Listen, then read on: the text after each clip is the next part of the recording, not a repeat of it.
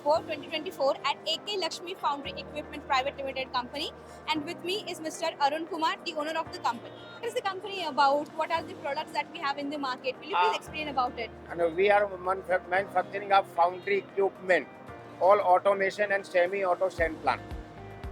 And we since last 2012 till now, we are production and manufacturing our machinery, and we are exporting also, and domestic and export both all we are doing. So would you like to explain about the product? What kind of products you have? Our product for the foundry related for sand mixer machine, knockout machine, pilot's car, automation, elevator, rotary sheaver, all completely planned. We are set up everywhere. So I would like to ask what kind of response you are getting in this expo. Good response. Is it in Kolhapur? And some customer also is coming today. Since morning we talked to him, and they are coming to attend us, and they are interested in our equipments. So we are waiting for him.